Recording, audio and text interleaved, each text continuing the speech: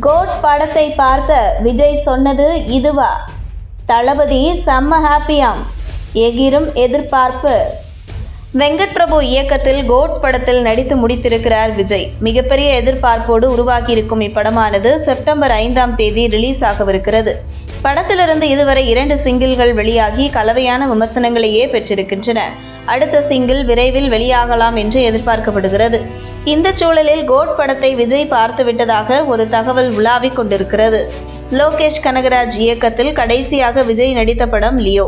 ஏற்கனவே இவர்கள் இருவரும் இணைந்து பணியாற்றிய மாஸ்டர் படம் சூப்பர் டூப்பர் ஹிட் அடித்ததன் காரணமாக லியோ மீது எதிர்பார்ப்பு இருந்தது. ஆனால் அந்த படம் விமர்சன ரீதியாக பலத்த சேதாரம் அடைந்தது.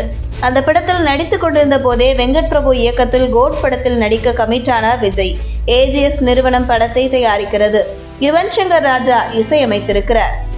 இந்த படத்தில் விஜயுடன் பிரசாந்த், பிரபுதேவா, அஜ்மல், பிரேம்ஜி, ஸ்னேகா, லைலா, வைபவ் என பலர் நடித்திருக்கிறார்கள். தற்போதைய தலைமுறை இயக்குநர்களில் வெங்கட் பிரபு தன்னை நிரூபித்தவர் என்பதால் இந்த படத்தின் மீது உச்சக்கட்ட எதிர்பார்ப்பு நிலவி வருகிறது.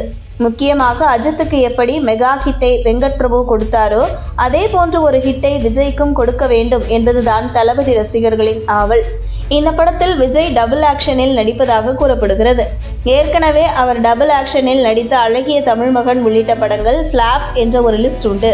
எனவே அந்த சென்டிமெண்ட்டை கோட் படம் கண்டிப்பாக முறியடிக்கும் என்று ரசிகர்கள் நம்பிக்கையோடு இருக்கிறார்கள். மேலும் இந்த படம் டைம் டிராவல் ஜேர்னலில் உருவாகி இருப்பதாகவும் ஒரு தகவல் ஓடுவதால் படம் ஹிட் அடிக்கும் என்று எதிர்பார்த்திருக்கிறார்கள் ரசிகர்கள்.